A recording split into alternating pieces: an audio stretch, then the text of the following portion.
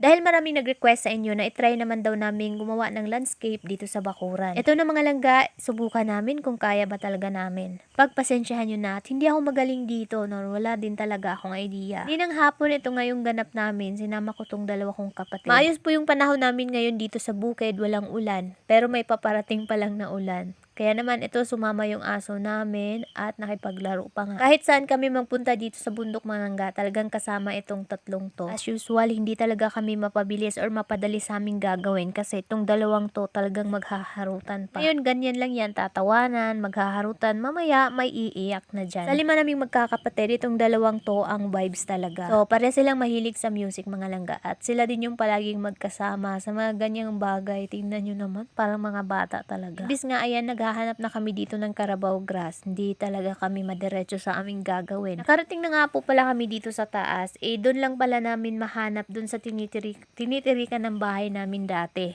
Naalala kasi namin, meron pala doon at nadaanan namin kanina. So, bumalik na lang din po kami.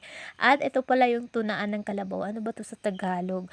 Pero dito talaga kami madalas maligo dati mga langga. Tingnan nyo naman kung gaano kaputik. Pero grabe, naliligo talaga kami dyan. Ewan ko lang, sobrang saya namin. Talagang magsalom-salom jud ko diri mga langga. Tapos, paglabas ko dyan, super brown na ako. So, dito ako madalas napapalo ni tatay. Ayun nga, since tag-ulan talaga, ito yung problema ng taga-probinsya. So, ayan, sobrang nakakapagod magtanggal ng mga ganyan mga langga. Amorsiko po ang tawag niyan dito sa amin. Dati, yung shorts ko na sinusuot or yung mga pants, punong-puno ng mga ganyan. Tapos, after labhan ni nanay, ayaw ko nang isuot ulit kasi syempre, sobrang kate na. Pero dati nung mga bata kami, talagang sinusuot lang namin kahit makati na. Siguro sanayan na lang. Ayun, nagpunta rin po pala kami dito sa mataas na bahagi. Dito kasi yung taas ng bahay mga langga. So kapag nakatingin ka dun sa baba, dun yung bahay namin. Sobrang nakakatuwa kasi gitawag na mo si Nanay Dri sa baba, tapos galit na galit siya, ganun. Amo arang gisunglog ba. Nga, nakadaan kami ng malaking bato at sabi naman ng kapatid ko, kay pangbae daw na diha. So, ayan yung makapagpatulis ng guna or something. So, ako naman naniwala. Ewan ko lang kung totoo. Nung bata ako mga langga, dito po yung bahay namin. Yes, dyan po nakatirik noon. O, diba? Dito lang pala namin mahanap itong maraming Carabao grass. Kumuha lang naman po kami ng kapirangkot dito kasi syempre, unti lang muna kasi hindi namin madaog kay sobra talagang bigat nito kasi kasama yung konting lupa eh. So ayan, yung kapatid kong lalaki talaga yung nagbubunot kay mabigat at ano talaga siya mga langga, mahirap pala siya tanggalin. Dito talagang sumobra na yung mga Carabao